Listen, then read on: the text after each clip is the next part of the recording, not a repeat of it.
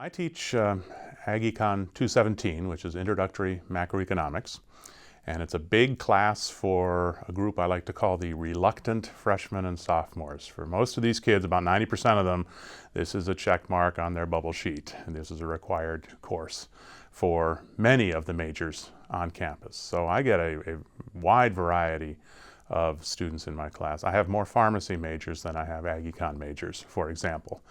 So one thing that means is that motivation is important. These kids would not be in my class if it were not for those requirements.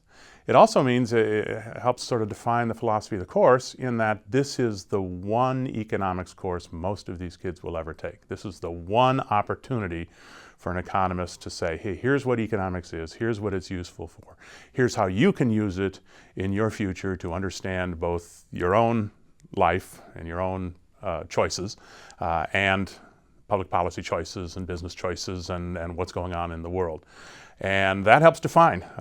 That means I do not spend an entire week on GDP accounting, for example, or the various varieties of how to construct a price index. The idea is, hey, let's take the data, what you learn about GDP and unemployment and inflation, and the macroeconomic model, aggregate supply, aggregate demand, money supply, and what you learn about U.S. policy history, and that's what's in my textbook from the Civil War to current events. So taking all of that and having learned that, to be able to use it to analyze and understand the events that will, or the media reports essentially, that will avalanche in on them every day for the rest of their lives after they're out of college, but also in their own financial planning, in their own economic decision making for their families and themselves.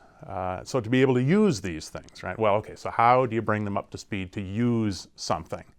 And the answer there is practice, right? So all of a sudden I'm not trying to cover everything, but instead trying to focus on a certain number of skills and techniques and ideas that they can practice so that they become confident in these ideas and techniques, so that they can then use them. Right? That changes a lot.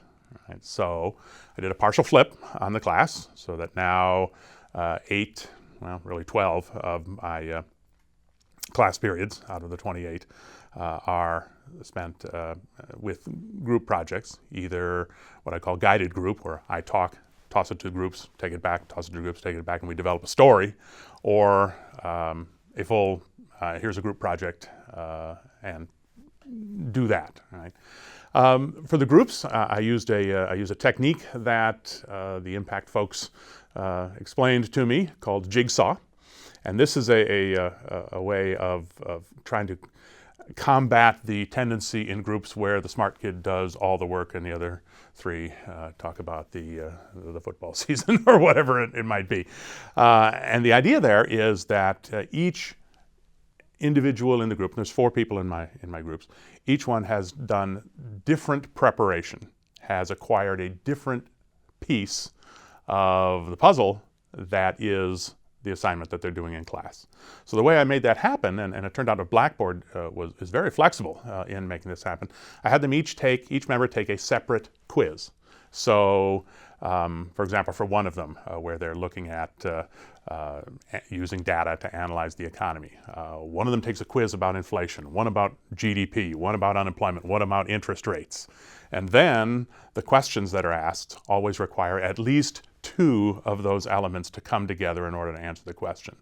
So that not only equips each member to contribute, it essentially sets up a responsibility for each member, and in another way for the introverts out there, gives permission for each member of the group to make a contribution.